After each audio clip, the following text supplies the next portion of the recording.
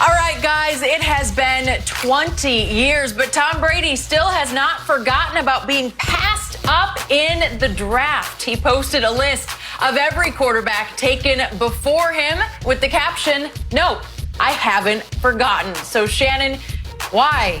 Are you surprised by this? No, the great ones always remember being slighted. As I mentioned earlier, Skip, you remember Michael Jordan's Hall of Fame speech. But this is classic Tom Brady. Jenny, 1 minute the guy doesn't care about his legacy, and the next minute he's telling you about stuff that happened 20 years ago. I'm glad this is only unique to Tom, because every time I try to tell you, Tom Brady's just like everybody else. Shannon Sharpe, Shannon, what you don't understand is Tom Brady is unique. He doesn't have feelings. He doesn't have emotion. Bull jive. Everybody, if you weren't the first pick in the draft, you feel slighted. Let me tell you a story.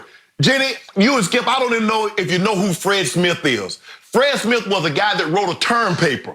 He turned the term paper in. He said, I have an idea. He said, because, you know, packages, they take so long to get there. I believe we can take packages, send them to a central location, and get them out through by plane service, and get them next day or 2 days.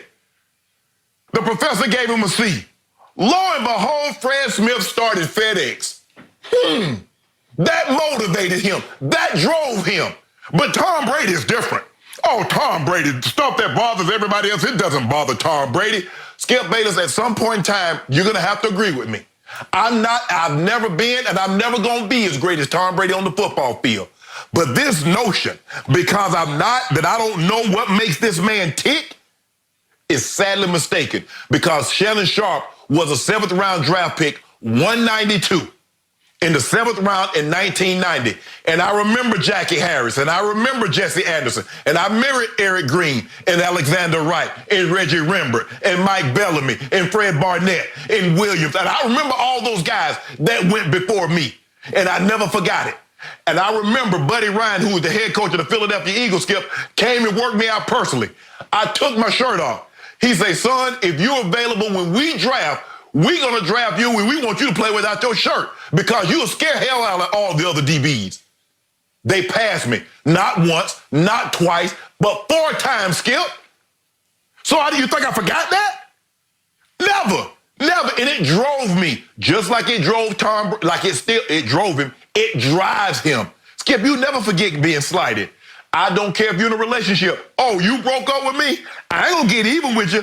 I'm just gonna get somebody that looks a little better and more successful than you. That's how I'm gonna get back at you. And that's how I did it. I got back at all those teams that passed on me. We won Super Bowls, and I went to the Hall. How you like me now? Well, I don't love it that you continue to put yourself in the same sentence with Thomas Edward Patrick Brady Jr. He is the GOAT of quarterbacks. And the point of this topic is that he's almost 43 years of age, and he's still haunted and driven by the 6 quarterbacks picked above him. And he can rattle off their names. And by the way, Alexander Wright was a wide receiver. Are you saying wideouts pick above you? I mean, there'd be dozens of those, I would think, unless you were to do tight but I'm ends, saying, but whatever. But go ahead, Skip. Okay, so the point is that he can rattle off names that nobody can even remember, such as Giovanni Carmazza, who played he didn't even make the team. The 49ers took him in the 3rd round. He couldn't even make the team, couldn't even play in the league. And when you look at the totality of the 6 picked above him, Chad Pennington was not bad, and he lasted 11 years, and he was 44-37 as a starter. Not bad. He was 2-4 in the playoffs. Not terrible. Mark Bulger was pretty good. He actually made 2 Pro Bowls. His starting record wasn't great. It was 41-54. He was 1-2 in the postseason. But if you add up all the records of all those quarterbacks, Tom Brady has already won 157 more games than all 6 of them combined, and still counting, because I think he's going to win 12 more games next year. But the point is, it's a little nuts.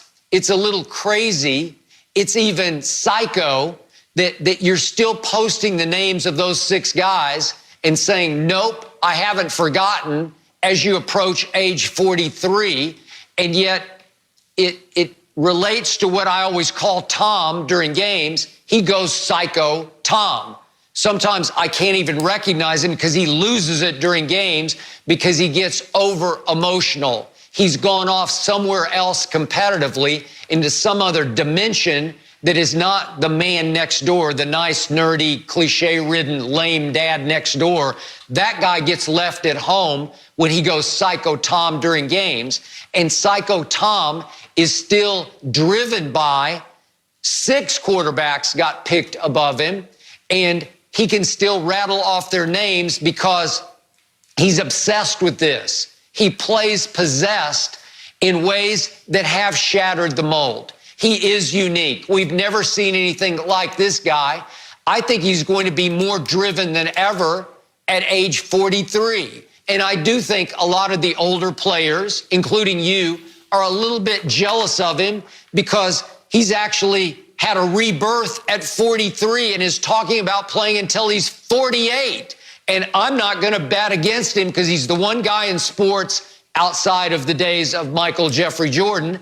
I don't bet against Brady just the way I never bet against Jordan.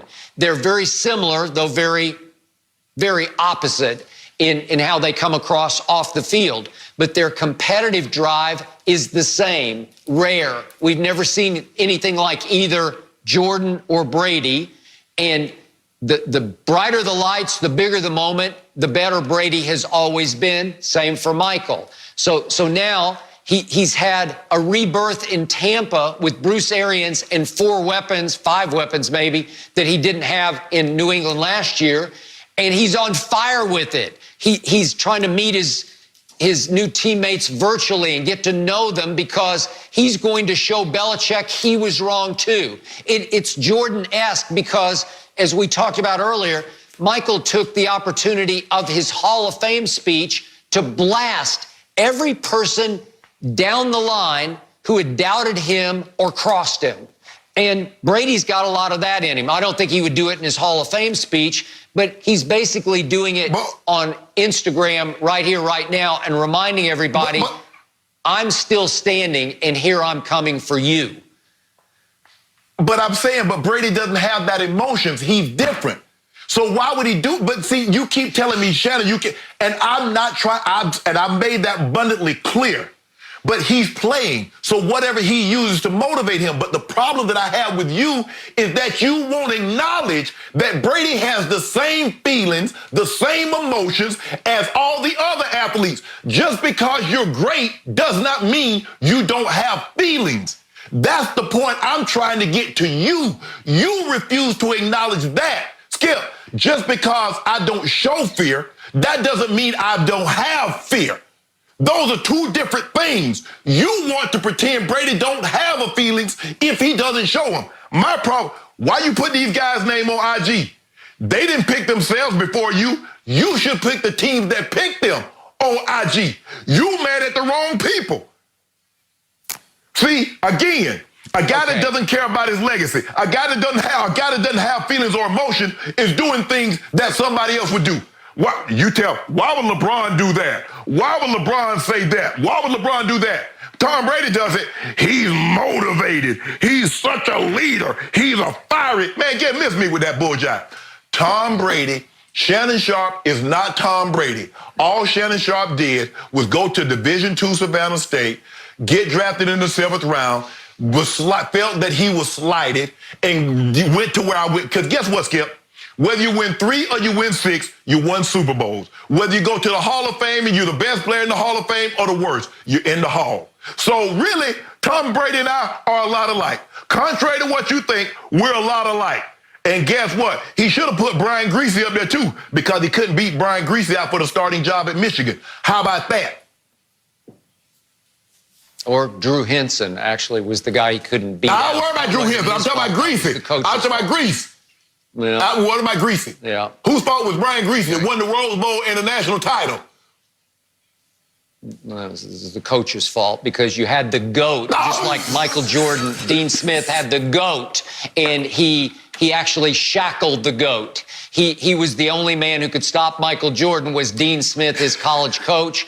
And same thing for Tom Brady, who, when he finally got his shot in his last game at the Orange Bowl against Alabama, he threw a party, and a lot of teams should have seen that coming. And by the way, this is another referendum on just how bad the NFL has been over time at picking quarterbacks. And next Thursday night, trust me, a whole lot of GMs and personnel directors will swing and miss on quarterbacks. This league is terrible at evaluating and predicting quarterbacks. But back to your point, I have never said that Brady wasn't human. He is very human. He's just very rare as a human, because you told me that at age 35, you hit the wall. You didn't want to participate in the film study, in the meetings anymore. And Tom Brady is on fire with film study. That's what he does. He loves the meetings. He lives for this. He wants to go on. He's going to shatter the mold, because he says, I figured out how to stay healthy and on fire all at the same time. He loves playing football. He doesn't want to play golf. He doesn't want to commentate. He wants to study tape, participate in quarterback meetings, and run an offense and go win games. That he's still going, he's loving it more than he's ever loved it. And a lot of ex-players say, gee, I wish I could have done that, and nobody could. Skip, I didn't break down physically. I broke down mentally. I just didn't want to hear two-jet flanker drive. I didn't want to sit in meetings. I didn't want to go to meetings in the morning. I didn't want to do meetings after practice. I didn't want to study for 2-3 hours on my own. But Skip, as rare as Tom Brady is, and he's rare,